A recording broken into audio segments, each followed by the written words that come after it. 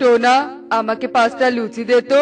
টুনির হাতের লুচি খেতে এত মজা লাগে যে বাড়ির সবাই শুধু তোর দোকানের লুচি নিয়ে যেতে বলে।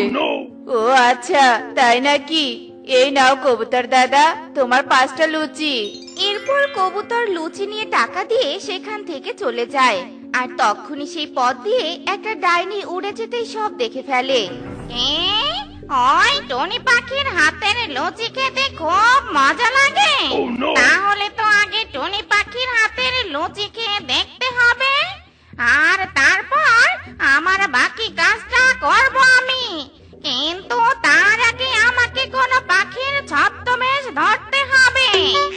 এরপর ডাইনি একটা ময়ূর পাখির ছদ্মবেশ নিয়ে টোনা ও টুনির দোকানের সামনে চলে যায়।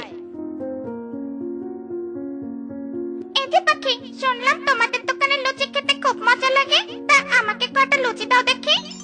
দিদি, এখানে বসে খাবে নাকি বাড়িতে নিয়ে যাবে? এখানেই বসে খাবো। তাহলে তুমি টেবিলে বসো, টোনা তোমাকে এক্ষুনি লুচি খেতে দিবে।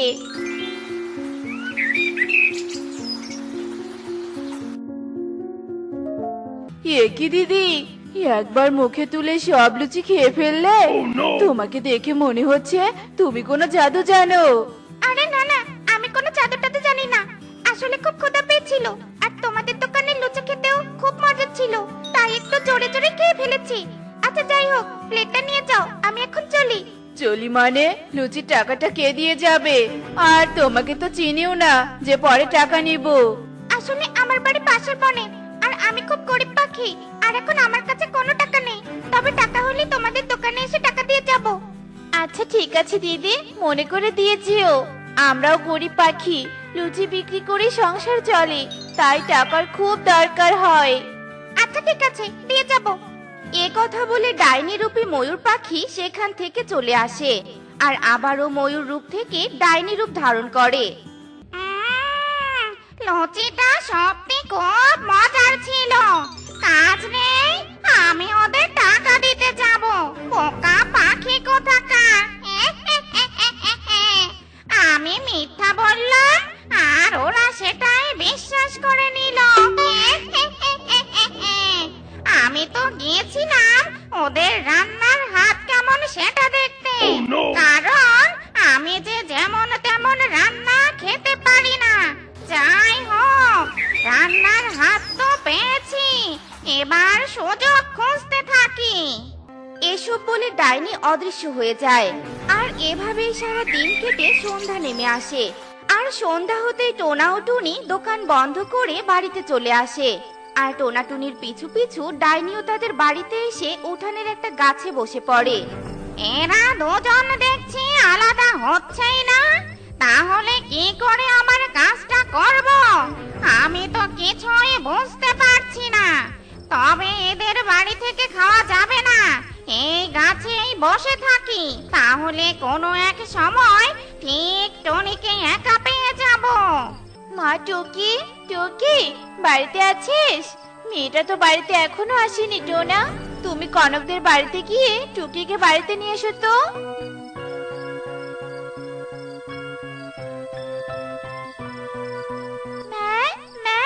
আমাকে নিয়ে আসতে হবে না, আমি একাই চলে এসেছি। তোকে না বলেছি বিকেল হতে বাড়িতে চলে আসবি, কিন্তু তারপর তুই সন্ধ্যায় বাড়িতে আসিস কেন? তোকে লাঠি দিয়ে না পিটালে তুই আমার কথা শুনবি না। মা, আমি কি মেরো না? এই কানে ধরে বলছি, আর কখনো সন্ধ্যাবেলা বাড়ি ফিরবো না। হ্যাঁ টুনি, মেয়েটা তো বলছে আর কখনো সন্ধ্যাবেলা বাড়ি ফিরবে না। আজকে ওকে কিচ্ছু বলো না। চল মা, আমরা ঘরে যাই। এদের আবার দেখছি ছোট একটা ছানাও আছে, তাহলে তো আমার কাজটা আরো সহজ হয়ে গেল। শুধু রাতটা হোক, তারপর কাজ শুরু করে দিব। এখন একটু এখানে বসেই বিশ্রামটা করে নে। এসব বলে ডাইনি বিশ্রাম নিতে থাকে, আর এদিকে টুনি, টোনা ও টুকি খাবার খেয়ে ঘুমিয়ে পড়ে। আর এভাবেই বেশ কিছুক্ষণ কেটে যায়। এবং রাত গভীর হতে ডাইনি পরিরূপ ধারণ করে আর জানালার কাছে গিয়ে টুকিকে ডাকতে থাকে। টুকি, টুকি, শুনতে পাচ্ছো? কে কে? কে পরি, তুমি এখানে? বাবার কাছে অনেক পরির গল্প শুনেছি, কিন্তু আজ বাস্তবে দেখলাম। আচ্ছা পরি, তোমার নাকি ফুলের রাজ্য আছে? হ্যাঁ টুকি, আছে। তুমি ফুলের রাজ্য দেখতে চাও? আমাদের ফুলের রাজ্য দেখতে খুব সুন্দর, সেখানে গেলে অনেক সুখে থাকতে পারবে। হ্যাঁ পরি, আমি তোমার সাথে যেতে চাই, তুমি এক্ষুনি আমাকে নিয়ে চলো।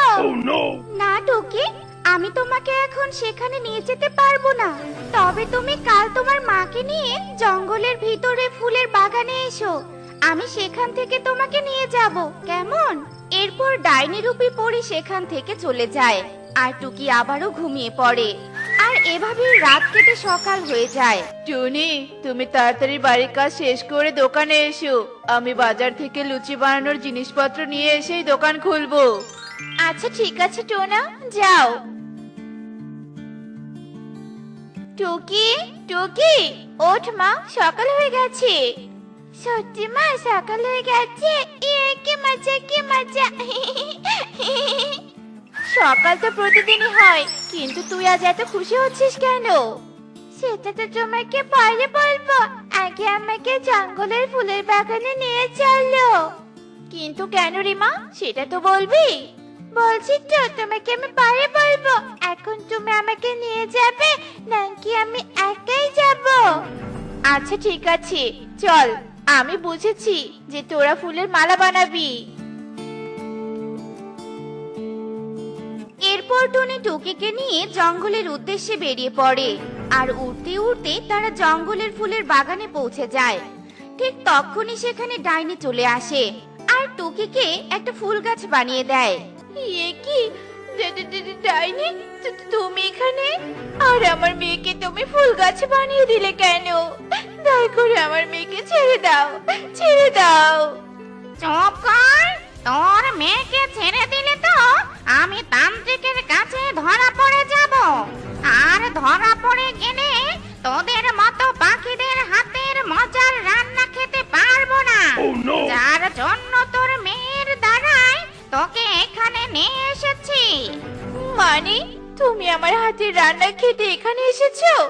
কিন্তু তুমি কি করে জানলে যে আমার হাতের রান্না মজা হয়? তারপর ডাইনি টুনিকে সব কথা খুলে বলে আর তাকে নিয়ে ডাইনি একটা গুহার ভিতরে চলে যায়। এখানে সব জিনিসপত্র রাখা আছে, তুই আজ সারাদিন এখানে বসে আমার জন্য লুচি বানাবি, বুঝেছিস? ডাইনি বোন, আমি লুচি বানিয়ে দিব ঠিক, কিন্তু তারপর তুমি আমাদের ছেড়ে দিও। আমরা বাড়িতে না ফিরলে যে টোনা খুব চিন্তা করবে। বাড়িতে যাওয়ার চিন্তা করিস না, এখানে কেউ আসলে ফিরে যেতে পারে না। সারা দিন লুচি বানাবি আর রাত হলে বাইরে ফুল গাছ হয়ে থাকবি, বুঝেছিস? এসব বলে ডাইনি গুহার মুখ বন্ধ করে দেয় আর টুনি কাঁদতে কাঁদতে লুচি বানাতে থাকে। টোনা, আমাকে 5টা লুচি দে তো।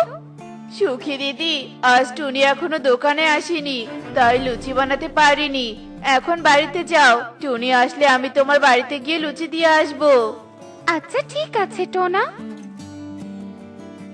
কি ব্যাপার, টুনি আজ দোকানে এখনো আসছে না কেন? বাড়িতে কোনো বিপদ হলো নাকি? আমি বরং বাড়িতে গিয়ে দেখে আসি।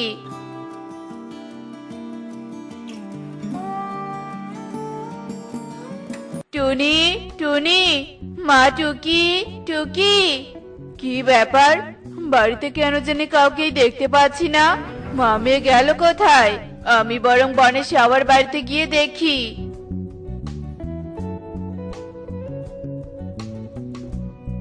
কাকুলি দিদি, কাকুলি দিদি, তোমাদের বাড়িতে টুনি এসেছে? কই, টুনি তো এখানে আসেনি, অন্য কারো বাড়িতে গিয়ে দেখতে পারিস। এরপর টোনা বনের বাকি পাখিদের বাড়িতে চলে যায়, কিন্তু কারো বাড়িতেই টুনিকে খুঁজে পায় না। আর টোনা ক্লান্ত হয়ে একটা গাছের নিচে বসে পড়ে। টুনি টুকি তোমরা কোথায় গেলে?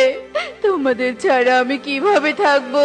হে সৃষ্টিকর্তা, তুমি বলে দাও আমি কোথায় গেলে টুনি আর টুকিকে খুঁজে পাবো? কি রে বাছা, এখানে বসে এভাবে কাঁদছিস কেন? কি হয়েছে তোর, বল দেখি। আর বলবেন না তান্ত্রিক বাবা, আমার মেয়ে আর বউকে কোথাও খুঁজে পাচ্ছি না। চিন্তা করিস না বাছা, আমি ধ্যান করে দেখছি ওরা কোথায় আছে। ওরা এমন জায়গায় আছে যে সারা দিন রাত খুঁজলেও ওদের তুই খুঁজে পাবি না। মানে তান্ত্রিক বাবা কিসব বলছেন? ভয়ের কোনো কারণ নেই, এক ডাইনি ওদের ধরে নিয়ে গেছে। শুধু তাই নয়, ওই শয়তান ডাইনি যাদের হাতের রান্না ভালো তাদেরকেই ধরে নিয়ে যায়। চল আমরা এক্ষুনি ডাইনির কাছে যাব আর ওকে ভস্ম করে দিব।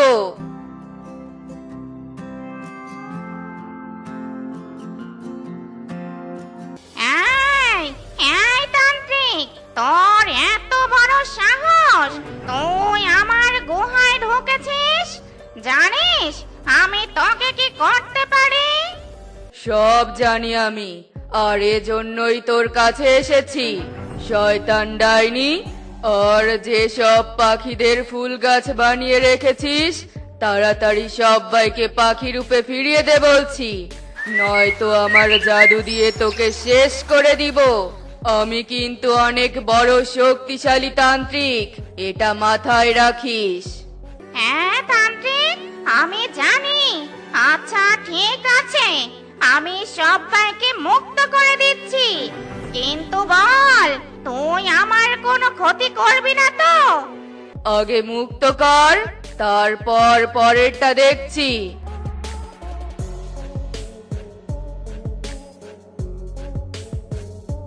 এরপর ডাইনি বাইরে এসে সবাইকে ফুল গাছ থেকে পাখি রূপে ফিরিয়ে দেয়। আর তারপর তান্ত্রিক ডাইনির শরীরে আগুন লাগিয়ে দেয়। ওরে বাবারে, আমার শরীর যে জ্বলে গেল। এই তান্ত্রিক, তুই কিন্তু কাজটা ঠিক করলি না। তোর মতো খারাপ ডাইনির সাথে আর কি কাজ করব আমি? তুই বেঁচে থাকলে পাখিদের এভাবেই বন্দি করে রাখবি, সেটা যে আমি খুব ভালো করেই জানি। হ্যাঁ তান্ত্রিক বাবা, আপনি একদম ঠিক বলেছেন। এই শয়তান ডাইনি কতদিন থেকে আমাদের বন্দি করে রেখেছিল, আজ আপনার জন্যই আমরা মুক্ত হতে পারলাম। তান্ত্রিক বাবা, আপনাকে অসংখ্য ধন্যবাদ। এভাবে ডাইনি আগুনে পুড়ে ভস্ম হয়ে যায়, আর সবাই খুশি মনে তাদের বাড়িতে চলে যায়। এই নে টুনি, কাঁঠাল কিনে তোর 10 টাকা বেঁচে গেছে। ও মা গো, কাঁঠাল! কতদিন থেকে কাঁঠাল খাইনি। বাবারে, আমাকে একটা কাঁঠাল দে না, আমি তৃপ্তি করে কাঁঠাল খাবো। কেন দিব না? এই হাতে 10 টাকা দাও আর এই হাতে কাঁঠাল নিয়ে নাও। হা হা হা হা হা। টাকা? টাকা তো নেই। তোদের মতো ভিখারির কাছে টাকা না থাকারই কথা। সকাল সকাল লোকসান করতে এসেছে, চলে যা এখান থেকে। তুমি বুড়িমার সাথে এত খারাপ ব্যবহার কেন করছো কবুতর দাদা? সে তো আমাদের থেকে অনেক অভাবী পাখি, তারও তো পছন্দের ফল থাকতে পারে, তাই না? পছন্দের ফল খেতে চাইলেই হবে না, এর জন্য টাকাও থাকতে হবে। শোন টুনি, মোটেও আমাকে জ্ঞান দিতে আসবি না। তোর এত মায়া হলে তুই বুড়িমাকে একটা কাঁঠাল কিনে দে। আচ্ছা ঠিক আছে, এই নাও 10 টাকা, আর আমাকে আরেকটা কাঁঠাল দাও। এই নাও বুড়িমা, তুমি তোমার পছন্দের কাঁঠাল খাও। তোর মনটা অনেক বড় রে মা। আজকাল তোর মতো উদার মনের পাখিকে তো খুঁজেই পাওয়া যায় না। এই কথা বলে সে বৃদ্ধা সেখান থেকে চলে যায়। আমার মেয়েটা তো চকলেট খেতে চেয়েছিল, কিন্তু আমার কাছে তো চকলেট কেনার মতো কোনো টাকা নেই। তাছাড়া মেয়েটার খাতা কলম সহ অনেক কিছুই কেনার আছে, এগুলো আমি কিভাবে কিনবো? কবে যে আমার অভাবের দিন শেষ হবে তা কে জানে। এই কথা বলে টুনি একটা কাঁঠাল নিয়ে তার বাড়ির দিকে চলে যায়, আর পথে সে কয়েকজন পাখিকে দেখতে পায়। শোনো কালু, আমাদের আজকের শর্ট হচ্ছে তোমাকে এই বাইসাইকেল দিয়ে সামনে থাকা ছোট পুকুরটা পার হতে হবে, তবেই তুমি 5,000 টাকা পাবে। ওরে বাবা রে, এত কঠিন কাজ! না না স্যার, এত কঠিন কাজ আমি করতে পারবো না।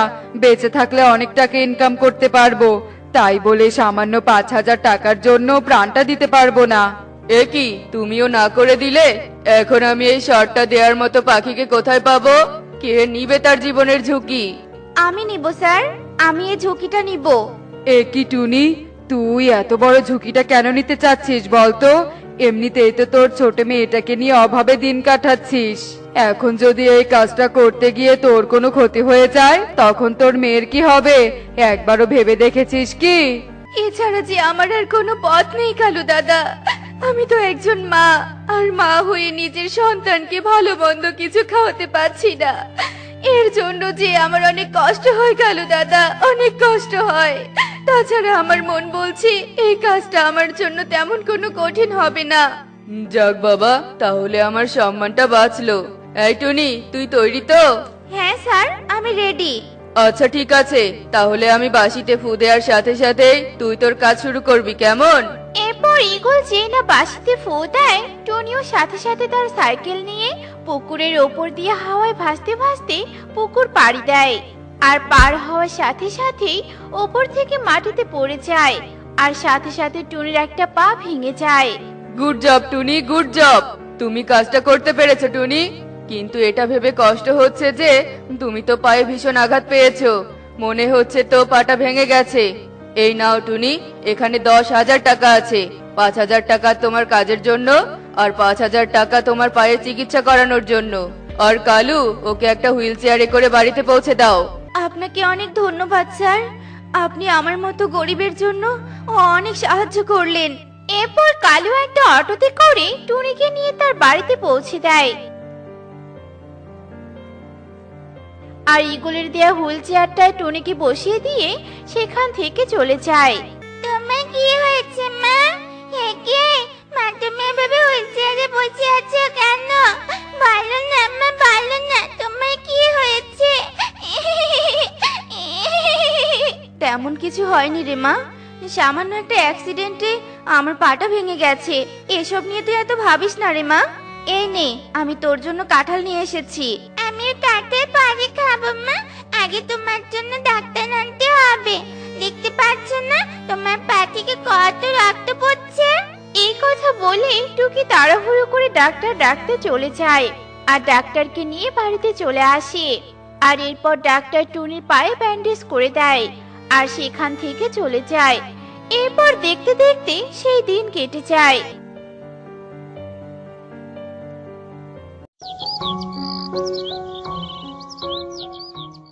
আর টুনি অসুস্থ হয়ে থাকার কারণে টুনি সংসারে আরো বেশি অভাব দেখা দেয়। আর এই অভাবের মধ্যে টুনির কাছে আসে এক সরকারি কর্মকর্তা। এক্সকিউজ মি, এটা কি টুনির বাড়ি? হ্যাঁ ম্যাডাম, এটাই টুনির বাড়ি, আর আমি হলাম সেই টুনি। বলুন ম্যাডাম, কি দরকার? আমরা জানতে পেরেছি এই জমিটা সরকারি জমির ভাগে পড়েছে, তাই এক্ষুনি আপনাকে এই জমিটা ছেড়ে দিতে হবে, তা না হলে আমরা আইনের আশ্রয় নিতে বাধ্য হব। না না ম্যাডাম, আইনের আশ্রয় নিতে হবে না, আমরা আজ এই জমিটা ছেড়ে চলে যাব। চল রে মা, আমাকে নিয়ে দূরে কোথাও চল। এরপর টুকি তাদের প্রয়োজনীয় জিনিসপত্র গুছিয়ে নেয়, আর টুনিকে হুইল চেয়ারে বসিয়ে তাকে নিয়ে সেখান থেকে চলে যায়। মা, মা, এখন আমরা কোথায় যাব মা? আর কি বা খাবো? আমার যে খুব খিদে পেয়েছে বা, আমি খুব খিদে পেয়েছে। এখন যে আমরা পৃথিবীর সব থেকে অসহায় পাখি হয়ে গেছি রে মা। এই পৃথিবীতে আমাদের থাকার মতো কোনো ঘর বাড়ি নেই, একটুখানি খাবার নেই। এখন থেকে যে আমাদের গাছতলায় বাসস্থান রে মা, আমাদেরকে গাছতলাতেই থাকতে হবে। এরপর টুকি ও টুনি সেই বটগাছের ছায়ার আড়ালে থেকে কাঁদতে কাঁদতে ঘুমিয়ে যায়। আর এভাবে দেখতে দেখতে রাত হয়ে যায়। এরপর দেখতে দেখতে রাত পেরিয়ে সকাল হয়ে যায়। আর সকাল হতেই টুনি ও টুকির ঘুম ভেঙে যায়। একে আমরা তো গাছতলায় ঘুমিয়েছিলাম, কিন্তু এখানে আসলাম কি করে? মা, ও মা, মা ওঠো, মা ওঠো, মা। কি হয়েছে রে মা? হে কি, হে আমরা কোথায় চলে এসেছি? আয় রে মা, ঘরের বাইরে আয়। এরপর তারা ঘরের বাইরে চলে আসে, আর বাইরে আসা মাত্রই বুঝতে পারে তারা একটা কাঁঠাল বাড়িতে এসেছে। হে কি, হে এটা তো একটা কাঁঠাল বাড়ি, কিন্তু আমাদেরকে এখানে কে নিয়ে এলো? মা, ও মা, তোমার পাটা ঠিক হয়ে গেছে, তুমি আগের মতো হাঁটতে পারছো মা। আরে তাই তো, আমি তো এটা খেয়ালই করিনি। কিন্তু কে কে আমার এত বড় উপকার করলো? টনির কথা শুনে সেখানে একটা পরী চলে আসে। আমি টনি, আমি তোমাকে এই কাঁঠাল বাড়িটা উপহার দিয়েছি, আর আমি তোমার ভেঙে যাওয়া পাও ঠিক করে দিয়েছি। কিন্তু কেন, তুমি আমার এতগুলো উপকার কেন করলে? আমার বন ঘুরে দেখার খুব ইচ্ছে হয়েছিল, এজন্য আমি এক বৃদ্ধ পাখি সেজে বন ঘুরে ঘুরে দেখছিলাম। আর ঠিক তখনই আমি কাঁঠালের দোকানটা দেখতে পেয়েছিলাম। ওয়াও, কত সুন্দর দেখতে ওই কাঁঠালগুলো। যাই, একটা কাঁঠাল চেয়ে খাই, এতে করে বনের পাখিদের মন পরীক্ষা করাও হয়ে যাবে। আর আজকে যে পাখির মন সুন্দর হবে তাকে আমি ইচ্ছে মতো উপহার দিব। হা হা হা হা। এরপর আমি কাঁঠালের দোকানদারের কাছে একটা কাঁঠাল খেতে চাই, কিন্তু সে আমাকে কাঁঠাল না দিয়ে আমার সাথে দুর্ব্যবহার করেছে, আর তা তো তুমি দেখতেই পেয়েছিলে। আর সেদিন তোমার উদারতা ভরা মন দেখে তোমার পিছু নিয়েছিলাম। এরপর তোমাকে মেয়ের সুখের জন্য জীবনের ঝুঁকি নিতে দেখে দ্বিতীয়বারের মতো মুগ্ধ হয়ে গিয়েছিলাম। মা হিসেবে তুমি গর্বিত টুনি। সত্যি, মায়ের মতো করে সন্তানের জন্য কেউ অত চিন্তা করে না। তুমি খুবই ভালো মনের পাখি টুনি, তাই তোমার কষ্টের দিনে আমি তোমাকে এখানে এনেছি। তার মানে আজকে থেকে আমরা কাঁঠাল বাড়িতে থাকবো? ইয়ে, কি মজা, কি মজা। এই নাও টুনি, এটা একটা জাদুর কাঁঠাল গাছ। এখন থেকে তুমি রোজ কাঁঠাল বিক্রি করে সংসার চালাবে। আমাকে এবার যেতে হবে, বিদায় তোমাদের। এরপর পরি বিদায় জানিয়ে বন ছেড়ে পরিরাজ্যে চলে যায়। এদিকে টুনি কাঁঠাল বিক্রি করে ওর মেয়েকে নিয়ে সুখে দিন কাটাতে থাকে।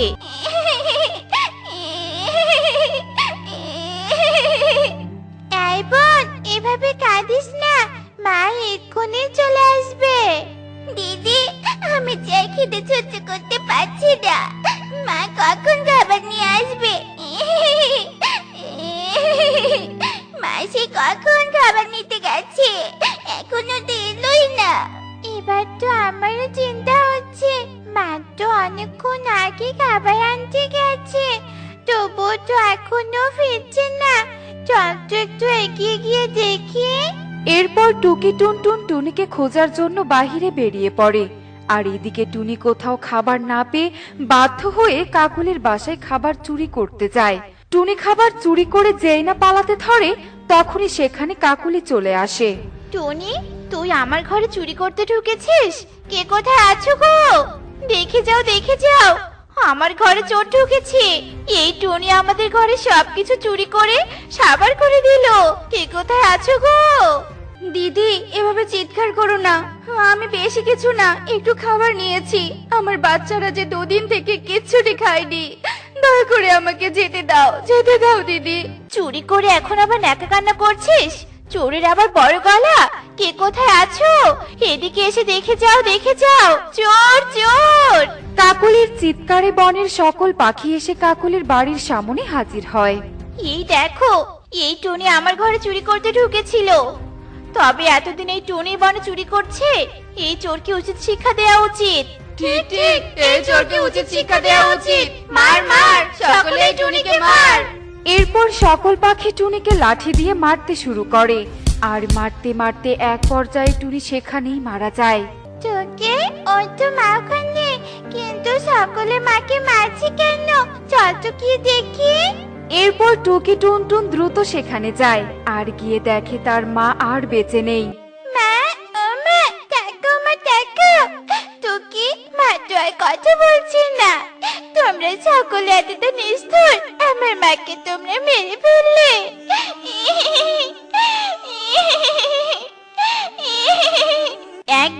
হয়েছে।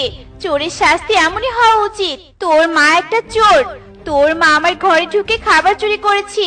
আমি যদি না আসতাম তবে হয়তো ঘরে টাকা পয়সা সোনাদানা সব চুরি করতো। তোমরা সকলে খুনি। তোমরা আমার মাকে মেরে ফেলেছো। তোমরা খুব পচা।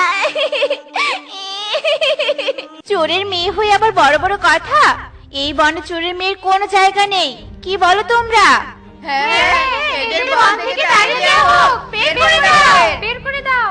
এরপর বনের সকল পাখি মিলে চোরের মেয়ে বলে টুকি আর টুনটুনকে বাড়ি থেকে তাড়িয়ে দেয়। অসহায় টুকি আর টুনটুন বনে ঘুরে বেড়াতে থাকে। দিদি, আমাদের মা আর বেঁচে দেয়। আমাদের জন্য খাবার আনতে গিয়ে মা মরে গেল। দিদি, এই দিদি, তবে মায়ের মতো আমার খিদে মরলো না কেন রে? আমার যে খুব খিদে পেয়েছে দিদি। আমি কি কিছু খেতে দে না রে দিদি, কিছু খেতে দে না। এভাবে কাঁদিস না বোন, আমি তোর খাবারের ব্যবস্থা করে দিব। তুই এখানে চুপচাপ করে বসে থাক, আমি আশেপাশে খুঁজে দেখি কোনো খাবার পাই কিনা। এই বলে টুনটুন সেখান থেকে চলে যায় আর টুকি একা একা গাছের নিচে বসে থাকে। এই পথ দিয়ে একটা বড় ঈগল উড়ে যাচ্ছিল। আরে ওখানে ওটা কে? দেখে তো মনে হচ্ছে একটা টুনির ছানা। কতদিন টুনির ছানা খাই না, আজ এই টুনির ছানাকে খেয়ে ভুড়ি ভোজ করবো। হা হা হা হা হা। এই বলে ঈগল টুকির ওপর আক্রমণ করে। একি, ওই ঈগলটা তো ওই পাখির ছানাকে মেরে ফেলবে। আমাকে ওই পাখির ছানাকে বাঁচাতে হবে। এরপর আলো কিছু ঢিল নিয়ে ঈগলের দিকে ছুঁড়ে মারে। যা যা, পালা পালা বলছি এখান থেকে। তুমি ঠিক আছো? হ্যাঁ, আমি ঠিক আছি। একি, তোমার তো এখানে ক্ষত হয়েছে, রক্ত ঝরছে। তুমি কি বনে একা এসেছো? বোন, কোথাও খাবার পেলাম না। একি বোন, তোর কি হয়েছে? তো এখানে ক্ষত কি করে হলো? তুমি এই ছানার বোন? তোমার বোনকে ঈগল আক্রমণ করেছিল। আমি যদি না আসতাম তবে ঈগল তোমার বোনকে খেয়ে ফেলতো। যাকে, তোমরা এখানে কি করছো? এই বনে তো কোনো পাখিরা থাকে না। এরপর টুনটুন আলোকে সমস্ত কথা খুলে বলে। সব শুনে আলো বলে, তোমরা এতটা অসহায়? তোমরা আমার সাথে আমার বাড়িতে চলো, আমি তোমাদের খাবার খেতে দিব। এরপর আলো টুকি আর টুনটুনকে তার বাড়িতে নিয়ে যায়। তোমরা এখানেই বসো, আমি তোমাদের জন্য খাবার আনছি। আমরাও অনেক গরিব, বাবা বেঁচে নেই, আমি মায়ের সাথে থাকি। ঘরে এই মুড়িটুকু ছাড়া আর কিছুই নেই। তোমরা এই মুড়িটুকুই খেয়ে নাও। এরপর টুকি আর টুনটুন মুড়ি খেতে শুরু করে। তখনই কাজ শেষ করে গীতা বাড়িতে ফিরে আসে। আলো, এই পাখির ছানা দুটোকে কোথা থেকে ধরে আনলি? আবার মুড়িও দিয়েছিস? তুই জানিস না ঘরে মুড়ি ছাড়া আর কোনো খাবার নেই? এখন রাতে কি খাবি? হ্যাঁ মা, আমরা তো তাও কিছু হলেও খেয়েছি, আর একবেলা না খেলে কিচ্ছু হবে না। কিন্তু এই পাখির ছানা দুটো 3 দিন থেকে কিচ্ছুটি খায়নি। নিজে খেতে পারে না, আবার অন্যের খাওয়ার চিন্তা করে। এই পাখি, যা যা, এখান থেকে চলে যা। মা, ওদের তাড়িয়ে দিও না, আমি ওদের এখানে থাকার জন্য নিয়ে এসেছি। ওরা আমার সাথেই থাকবে। আমার মুখের ওপর দিয়ে কথা? এক মুঠো খাবারের জন্য আমাকে হিমশিম খেতে হয়, আবার এদের খাওয়াবো কি? নিজেরাই খেতে পারি না, আবার আপদ জুটিয়েছে। এই ওঠ বলছি, ওঠ তোরা, বেরিয়ে যা, বেরিয়ে যা এখান থেকে। ঘরের সব মুড়ি তো খেয়েছিস, পেট তো ভরেছে, এবার বিদায় হও। গীতা টুকি আর টুনটুনকে তার বাড়ি থেকে তাড়িয়ে দেয়। দিদি, এবার আমরা কোথায় যাব? একটু পরে তো সন্ধ্যা নামবে।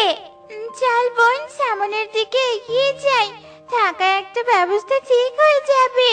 আমাদের দুই বোনকে এখন সংগ্রাম করে চলতে হবে রে বোন। এরপর তারা দুই বোন সামনের দিকে এগিয়ে যায়। আর কিছু দূর যেতেই তাদের চোখ আটকে যায় সামনে থাকা এক ঘরের দিকে। দিদি, দেখ দেখ, সোনার ঘর। এই ঘন জঙ্গলে এটা কার সোনার ঘর? কি সুন্দর ঘরটা! আমার তো মনে হচ্ছে এটা কোনো পরিদের ঘর। ঘরে গিয়ে দেখি পরি থাকলে নিশ্চয়ই আমাদেরকে সাহায্য করবে। এই ভেবে দুই বোন সোনার ঘরে প্রবেশ করে। আর প্রবেশ করে তারা ভয়ে কাঁপতে শুরু করে, কারণ ঘরের ভেতরে ছিল এক ভয়ঙ্কর ডাইনি। তোদের এত বড় সাহস, তোরা আমার সোনার ঘরে প্রবেশ করেছিস। ও, বুঝতে পেরেছি, তোরা আমার সোনা চুরি করতে এসেছিস, তাই না? তবে রে, দেখাচ্ছি মজা। এরপর ডাইনি একটি খাঁচার মধ্যে টুনটুন আর টুকিকে বন্দি করে ফেলে। আমাদের ছেড়ে দাও, আমরা ভুল করে তোমার ঘরে প্রবেশ করেছি, আমাদেরকে যেতে দাও। তোরা এসে ভালোই করেছিস। কাল আর আমাকে খাবার খুঁজতে যেতে হবে না। কাল আমি তোদের খাবো। আজকেই তোদের খেতাম, কিন্তু আজ অনেক আমিষ খেয়েছি, তাই রাতটুকু নিরামিষ খেয়েই কাটিয়ে দিব। তোদের সাথে কথা বলে সময় নষ্ট না করে রাতের খাবারের ব্যবস্থা করি। চটপট এই সবজিগুলো কেটে ফেলি। এরপর ডাইনি সবজি কাটতে শুরু করে। আর এদিকে এই দিদি, তবে কি আমাদের ওই ডাইনির পেটে যেতে হবে? ভয় পাস না বোন, মা কি বলতো মনে আছে? যখন আমরা শক্তি দিয়ে সমস্যার সমাধান করতে পারবো না, তখন বুদ্ধি দিয়ে তা করতে হবে। এবার আমি বুদ্ধি দিয়ে তা করব। ডাইনি, তুমি এত কষ্ট কেন করছো? আমাকে এখান থেকে ছাড়ো, আমি সব কাজ করে দিচ্ছি। তোমার রান্না আমি করে দিব। আমি তোকে ছেড়ে দেই আর তুই পালিয়ে যাস, তাই না? তুমি আমার বোনকে আটকে রাখো, আমি পালাবো না, আমি তোমার সব কাজ করে দিব। টুনটুনের কথায় ডাইনি রাজি হয় আর টুনটুনকে খাঁচা থেকে মুক্ত করে। তারপর টুনটুন ডাইনির জন্য রান্নার ব্যবস্থা করে। যাক বাবা, আমাকে আর কষ্ট করতে হবে না। ডাইনি, তোমার উনুন তো অনেক বড়, আর কড়াইটাও তো অনেক বড়। আমি তো ছোট পাখি, কিছু দেখতেও পাচ্ছি না। তুমি একটু দেখো তো তেলটা গরম হয়েছে কিনা। ডাইনি যেই না তেল দেখতে ধরে, টুনটুন তখনই ডাইনিকে গরম তেলে ধাক্কা দিয়ে ফেলে দেয়। মরে গেলুম রে, মরে গেলুম, জ্বলে গেল রে, পড়ে গেল। ডাইনি আর্তনাদ করতে করতে সেখানেই পড়ে ছাই হয়ে যায়। এরপর টুনটুন টুকিকে মুক্ত করে দেয়। দিদি, ওই দেখ, কলছি মোহর ভর্তি করছি। চল দিদি, আমরা মোহর নিয়ে যাই। এরপর তারা দুই বোন দুই কলসি মোহর নিয়ে সেখান থেকে চলে যায়। বোন, একজন আলো আমাদের খাবার দিয়ে সাহায্য করেছিল, ওদের তো অনেক অভাব। চল আমরা একটা কলসি আলোকে দিয়ে আসি, আর আরেকটা কলসি দিয়ে তো আমাদের হয়ে যাবে। এরপর তারা দুই বোন আলোর বাড়িতে যায় আর এক কলসি সোনার মোহর উপহার স্বরূপ আলোকে দেয়। আমাকে তোমরা ক্ষমা করে দাও, আমি তোমাদের সাথে সেদিন খারাপ আচরণ করেছি, আর তোমরা আমাদের জন্য উপহার এনেছো। ক্ষমা চাইতে হবে না আলো, তুমি ভালো থেকো, চলে যাবে। আরে তোমরা যাবে কোথায়? কোথাও যাওয়া হবে না, আজ থেকে তোমরা এখানেই থাকবে। এরপর থেকে টুকি আর টুনটুন গীতা আর আলোর সাথে সুখেই দিন কাটাতে শুরু করে।